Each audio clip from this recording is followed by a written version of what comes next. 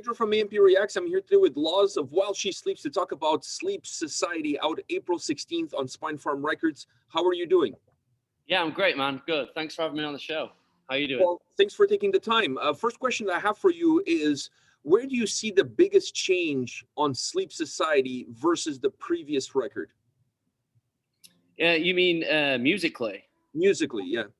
I think that over the years, we got together sort of as a band and a group of friends, if you like, through the love of metalcore primarily, the early sort of 2000s metalcore bands like Darkest Hour, Killswitch Engage, As I Lay Dying, Unearth, like the first wave of that. And I think when it came to the UK, we were just blown away by it. And that's what sort of, when I got to sort of know the Sleeps guys, that's what brought us together.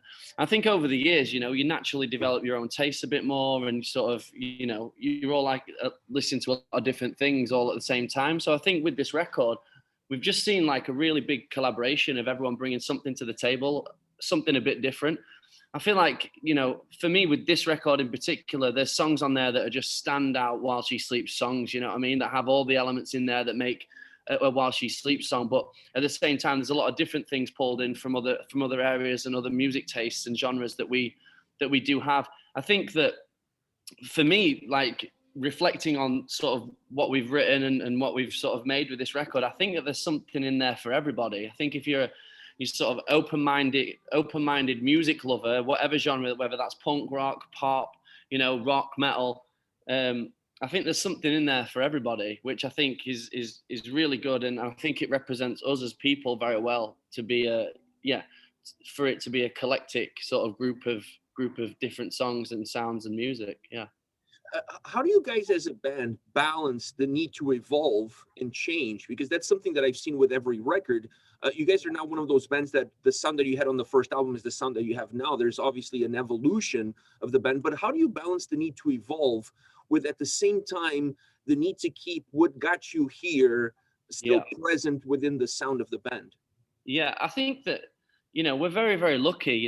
When we first set out in this band, we never wanted to sound like anyone else. And there were loads of bands around us that sort of, they kind of lean towards a sound that you might have heard before, or like their influences are heavily in their sound. I think the way that Sean Long plays guitar and the way that the rest of us sort of meander and move around that vocally as well, I feel like we don't sound like anyone else. And I feel like that it's very lucky to have that. And it's very difficult to come across, So I think we are lucky in the sense of we can move through different, not genres, but move through different sounds and still hold on to sort of what makes a While She Sleeps sound like While She Sleeps. So I think that's really it's always been really important to us. And when we set out, we didn't want to sound like anyone else. So I feel like it's amazing that we, like, for me, managed to do that. I think like from album to album, song to song, we always wanted to be a band that sort of didn't just stick to one genre and be like a one-trick pony in terms of like, right, we're a metalcore band, so that's what we're going to stick to. I feel like when bands do that, for me, it becomes very one-dimensional and very sort of, you can predict what a band will do record to record. And for us, I think it's important, like you say, to keep evolving with our sound, keep our fan base on its toes, if you like, with what to expect from new music and what sound we're going to come through. And also it keeps it interesting for us in the studio, like it allows us to be a bit more experimental with like the sounds that we're playing with. And that, that keeps it interesting for us. We have a bit of a philosophy in the studio where it's like, if it kind of scares us or makes us feel a bit like, is that something we should do for Sleeps, then we usually just go for that. And I think it can be tough sometimes for bands to sort of stretch into different directions, but still hold on to, what makes the band have that sound. And like I say, I think we're lucky that we get to sort of move out of the box of just metalcore and experiment in other ways, but still manage to sound like While She Sleeps. So yeah, we're lucky in that sense. Well, what's the most challenging aspect for you guys once it's time to hit the studio and record a new record?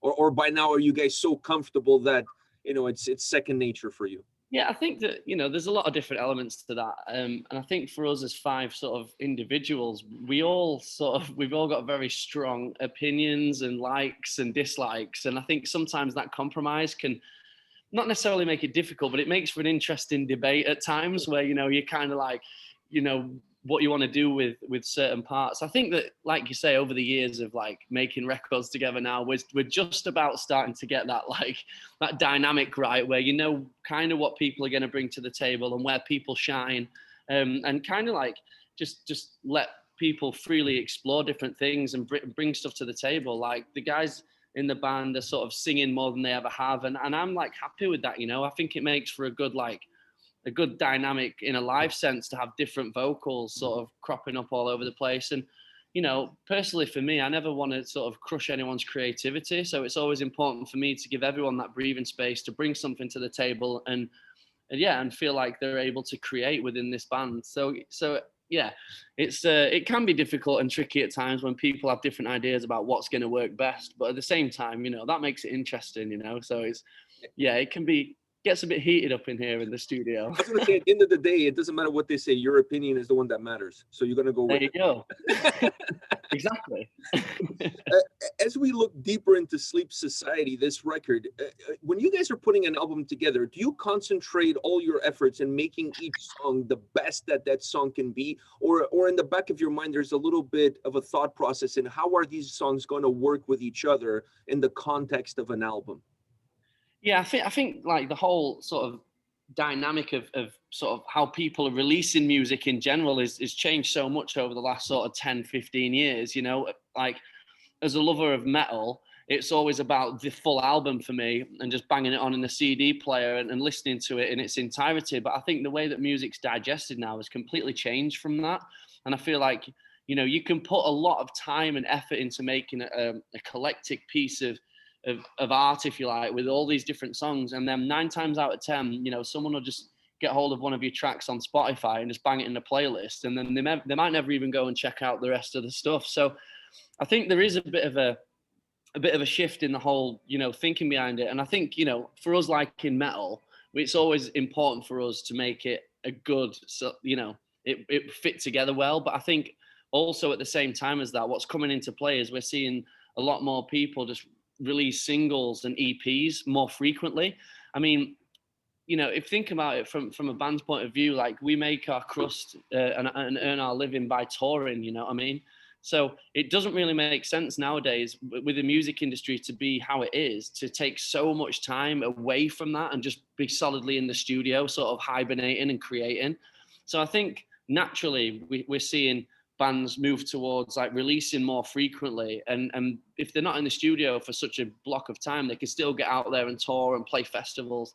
So yeah, I think we kind of focus on every song and try and make it the best it can possibly be, almost like we're trying to write singles. Like every song will be a single. If you know, if you can manage that, then I think you're onto a good thing. But yeah, I definitely agree with what you're saying. Like it's very different now whether you do a full collect, you know, how you see the overall outcome being. But I think we try and do a bit of both. We try and focus on singles and making sure that every song is as good as it can be, but then also trying to make it sort of meander through different sounds and songs in a way that is good to listen to as a record too. Listening to this album, I had the sensation, and I want to get your take on this. I had the sensation that this is a record that, from a structural perspective, it has like 2 different sides of the same coin. Like the first half of the record sounds slightly different, and the atmosphere, the mood that it puts forward is different in the first half than it is in the second half. It doesn't impact the quality of the record, because the record is as strong at the beginning as it is at the end. But there is a clear divide. Like the album feels different. It feels like there's 2 different sides. Do you feel that way when you listen to the record from beginning to end?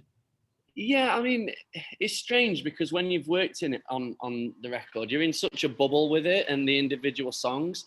I mean, just kind of leaning on the last question that you asked and into this one, sort of the way that we approached this record was, you know, it's very, very difficult to block out like 3 months, for example, and be hitting song after song every single day. And like if we look at Brainwash, for example, the record that we put out a few years back, it's got like 15 songs on it, and each song's like bordering like 4 to 5 minutes long, and it was such a slugger. Do you know what I mean? And I think that can sort of sometimes be a hindrance to the workload that you're taking on. And I feel like with this record, we had enough time to sit with each song. So we did split the record up into two halves when we were recording it. And we did a first half and then sort of regrouped and had a bit of time to sort of get some headspace and then came back to it. And maybe that's why there's a sense of the two separate sides to it, you know? Like I said, we're a band that like adores like heavy, like really, really heavy stuff, but we like kind of chill stuff as well and listen to a bit of that in our downtime. And I feel like sometimes that chill music on a Sleeps record that comes in between maybe two heavy songs it kind of refreshes your palate. It lets you sort of chill for a little minute and lets the album soak in before we get back to it. Reset. Yeah, and I think that's kind of what we're like as people, you know. We use our live shows as like a sense of like letting go of negative. Always been about for me since I was like a young punk rock kid playing in a garage, you know. It's like it's my space to just go wild and let go of that. And I think that's maybe why you see this like juxtaposition or yin yang of like different feelings and emotions.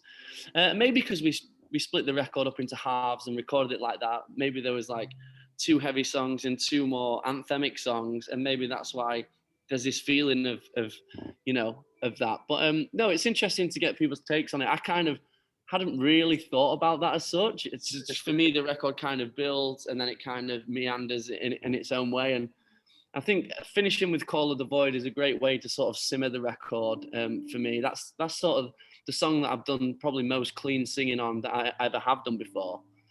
And I think that's just because I don't want to feel like a one-trick pony, you know. It's you can sort of hide behind the facade of a scream if you like, and that's your act, and that's what you're putting down. But then you kind of strip that away, and sort of it feels more vulnerable to be singing in a clean way. It's more like that's what you actually sound like, as opposed to like a technique that you're putting out there. So become a little bit more exposed. Yeah, definitely. And it's something that I worked on in this record. It is just improving my clean voice. You know, like I said, I personally don't want to be a one-trick pony. And it's nice to feel like, oh, I can actually hold a note to a degree, you know? So for me, I think like singing's just as difficult as screaming. I think once you sort of, I've been sort of shouting and screaming for a long time now and been through a lot of throat surgery. So I've spent a lot of time focusing on that and trying to nail it down in a safe way, but also still maintain the energy and the ferocity, if you like, and sound like me. But with this record, it was nice to sort of get into a little bit more clean stuff along with Matt and Sean and just see how that holds up and how it could balance within the record. And I know you mentioned earlier, talking about your vocals, you mentioned earlier about the guys coming in with their vocals. That's something that we saw in the previous record. We see even more on this album.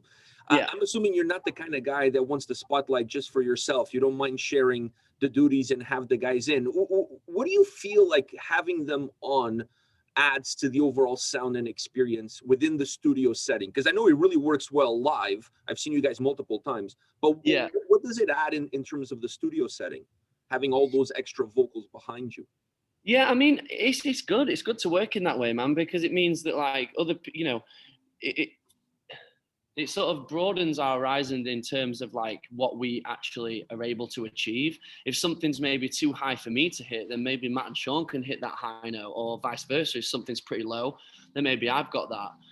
Or whatever, you know. It just gives us a bit more freedom to sort of move around and also like in a live sense, like I said earlier, like we use the stage as a way to like let go of negative energy, and we've always been this sort of energetic band. And I feel like if I'm absolutely laying on my back completely fucked after like trying to nail like 2 full verses of screaming, then the guys have my back, you know. So it allows us to work in that way. And yeah, it just keeps it interesting and fresh. And like I say, I think that having other voices coming in and out at certain times, it just picks up the dynamic, you know. I love like really, really heavy bands, like, but every now and again when you listen to a super heavy band that has maybe one singer that just nails like the heavy vocal, it gets sometimes a bit one-dimensional. So I think for us as a band, we like to keep things popping off all the time and like different layers to everything. And I think for me, it keeps it very interesting to the ear. The other aspect of your vocals is obviously the lyrics, because you're obviously singing those lyrics and you guys are bringing those lyrics to life with your delivery, with your tone. I felt that on this album, perhaps is the most direct album as far as the lyrical content is concerned. You guys are really not beating it around the bush. Not that you normally do, but I felt on this album you took all the filters off. Like all the cards are on the table. Do you see it that way? And what drove that more direct approach to the lyrical content? I don't, lyrically, I don't think we've approached this sort of differently to other records. But I do hear what you're saying. There's like, it's a very direct message, and I feel like, usually when we're touring a lot and we come back home to try and record the record, there's so much going on. And I think like the more that we got into this record, and then COVID-19 was here, it let us sit with the message, I think, and make sure we were delivering it in the right way and get the feeling of what we wanted. We weren't having to come and do a few days in the studio, then go into sort of mainland Europe and do festivals. It was a nice headspace to come in and work. So I think it just gave us a bit more time to fine tune and chop the fat on a bit of on some things that I think allows that message to be delivered.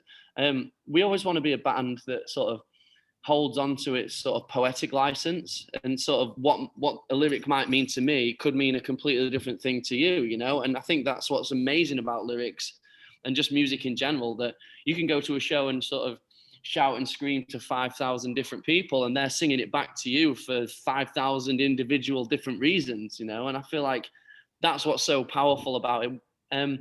But no, in terms of the message, I feel like the more that we got into a COVID situation and the more we sort of worked with the messages of this song, of this album, we wanted to be quite direct and straight to the point. And I think that it's, from what our fan base gets from our band in terms of the community side of things, the unity, the togetherness, and sort of the, fuck the system kind of message, if you like, I feel like it needs to be direct. And with songs like You Are All You Need and The Call of the Void, it's like, we're not trying to sort of be too overly poetic because we want the message to be heard loud and clear.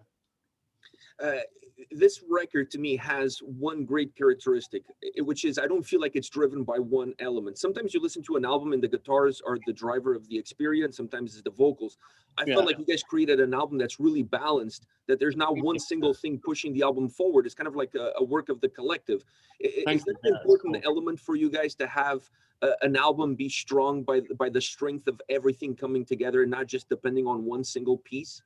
Yeah, definitely. I think that the more we've grown as individuals and as a band, that's become more and more apparent. Like we spoke about earlier about like sort of egos getting involved, or like me wanting to be the singer and not wanting anyone else to get involved. Like there's never been any of that for me, and I think that you sort of, even looking back at a few albums ago, like the music is our therapy thing. I think that's definitely what it is for While She Sleeps. When I was a kid, like growing up and sort of wearing a Slipknot or Korn hoodie on the back of the school bus, and I'd get slapped around the face for it, somebody, or spat out on the back of my hoodie, that kind of drove that sense of community for me even more. It sort of gave me, it made me recognize that I did feel different, and that's why I was into this. And I feel like that's what it's always been about for While She Sleeps. It's using the music as a type of therapy. So for anyone to sort of come in and sort of block that out for any other individual in the band, it's not really what we stand for, and it's not the message that we're trying to deliver. So always important for everybody to get some headspace within like the creative process and sort of have a go at their stuff. For example, myself and Aaron, our bass player, actually sat together and wrote a lot of lyrics together for this record, and it's the first time we've ever done that. Aaron was focusing heavily on loads of videography work as well as his bass stuff, but he just sort of said, look, I'd really like to give it a go. So we sort of sat down and sort of worked together, and I think in that way it allows it to be that therapy thing. I've got no problem with sharing that sort of weight and workload with somebody who's into it. So yeah, crucially important. And I think the more that this band progresses, the more and the more the fan base kind of grows and people understand what we're trying to say, and we tour and meet like-minded people, the more that is definitely the feeling, like, let there be enough space for everyone to sort of come together and create. And yeah, very important in the mixing and mastering sort of world that we balance the layers right. So you get that real sense of unity there that sort of works through our songs. I have one last question for you, and that goes towards that unity that you're speaking of. I feel like you guys are a band that's really in the forefront in terms of defining what you guys want for yourselves, doing things on your own, not really concerned about other people around you. What works for you works for you. And one of the examples that I see is what you guys have achieved with Patreon and the connection Yeah, that you guys have with your fans. yeah. How important it is to have a tool like Patreon that allows you guys to have that direct bridge with your fans and not have to depend necessarily on a label or PR or all this other nonsense that's out there that's perhaps becoming more of a hinder than a tool for you guys to have that direct partnership with your fans? Yeah, I think that, you know, it's always been how we've wanted to work. When I refer back to the sort of sense of community and how, and you know, and how this sort of music scene made me feel when I first got involved in it. That's sort of what we wanted to create with this Patreon, is going back to that sort of sense of community there. And you know, I really feel like that's what it's achieved already. I know it's early stages, but it allows us to sort of, like you say, like address our core fan base so more frequently, and it allows us to compartmentalize what they're sort of, how they're helping us make this even more sustainable versus like things like Instagram and TikTok and all these other crazy things that, you know, you might put a lot of effort into, but you know, how much are you how much are you necessarily getting back from? So it's been great, and I think like the response that we've had so far has been amazing. We've always wanted to be that band that sort of brings down the smoke and mirrors, you know, and you know, we're not trying to be up here and our fan base is here. We want it to be a level playing field, and I feel like we're very lucky that, you know, our fan base are sort of, you know, like-minded to us. Like Matt Welsh usually says that he would have no problems with going out and having a beer with like 95% of our fan base, and that, you know, that's really special to us, you know, being able to go and support, you know, maybe over in Canada, and then after the show just sort of grab a beer and hang out with people. It's not this feeling of like, oh, look at us, we're the big rock stars. It's more like, you know, we're the dudes from next door that's still playing a band, and that's always something that we've wanted to have. And you know, be able to address our fan base really honestly and say, look, you know, especially with this campaign as well, like, look, these are the problems that we're coming up against in the music industry.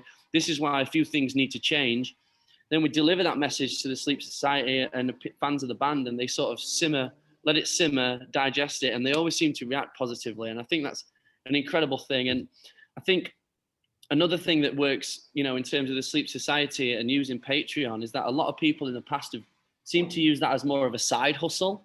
So they'll have like the normal way that they'll do things, and then they'll just, you know, there's a few people in this sort of Patreon pocket that sort of really appreciate and are willing to sort of help sustain that. For us, we've just brought that to the forefront of our campaign, and I think a couple of years back we released "You Are We," and we released that through a pledge campaign.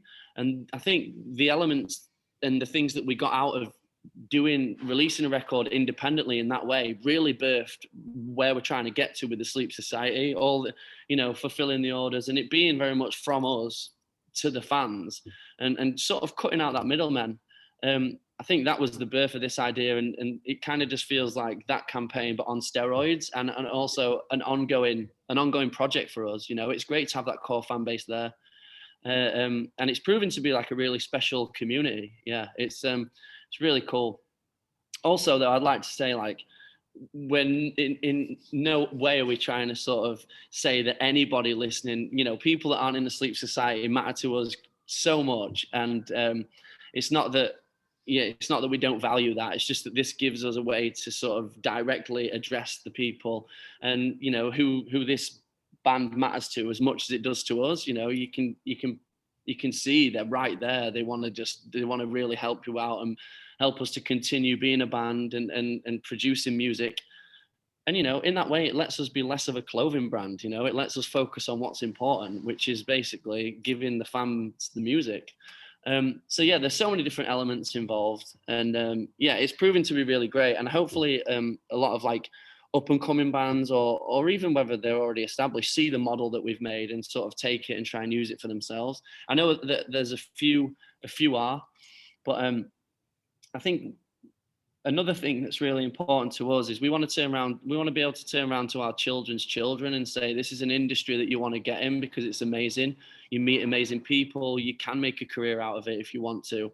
And I feel at some points, you know, with the music industry, it feels like it's sort of pushing against you rather than with you. And I feel like, you know, that can be difficult. We want to be able to turn around to our kids and say, yo, you know, follow your dream, be in a band, because it's been amazing experience for us and very much life changing. And it'd be so shitty if you start deterring very talented artists and musicians and touring crew start turning their back on the industry because it's getting really difficult to make the career sustainable. So I think for us, if any up and coming artists can use this model, you know, and maybe gauge, you know, where they're at in terms of like fan base and sort of monetary, you know, situations and that sort of thing, then I think it can only be a positive thing. So we'll see. For us, it really is showing that it's a good model. I think the reason why it's successful for you guys is because you guys are real. If there's one word to describe